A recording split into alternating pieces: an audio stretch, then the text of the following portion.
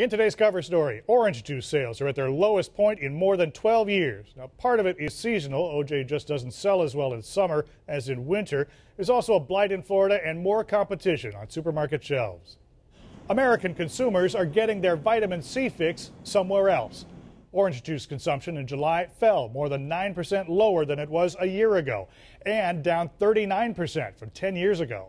Prices are very high, so right now in this economy, we can afford it when it's very high. Jack Scoville, a commodities trader, says part of the downturn happens every year at this time. Well, in the wintertime, of course, people are worried about the flu and worried about cold, so they're more likely to consume orange juice. In the summertime, there's less concern about that. People feel healthier, they're out and running around. But there's also been an explosion of competition.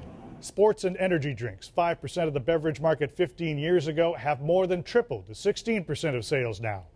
Fruit juices of all kinds, once 24% of sales back then, have dropped to 17% of beverage sales. And among juices, consumers have far more choices on supermarket shelves. Vitamin C in juice from pineapples, guavas, mangoes, lychees, kiwis, papayas, and blueberries. Berry juice, different type of brands, but it doesn't matter what brand I have, long as it's cheap brand. Long as it's the cheap one for me. Demand is down and so is supply. A bacterial disease has decimated citrus groves in Florida.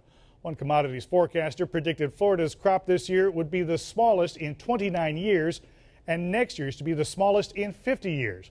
Scoville has these suggestions for investors. If you can identify a range and trade that range, you're probably better off. Right now, you're probably looking at something maybe close to $1.20 a pound on the downside and up something closer to $1.80 a pound on the upside, where you'd really want to take, perhaps consider some pretty strong action. The upheaval in the orange market has contributed to Minute Maid owner Coca-Cola to make a $2 billion bid for energy drink maker Monster Beverage.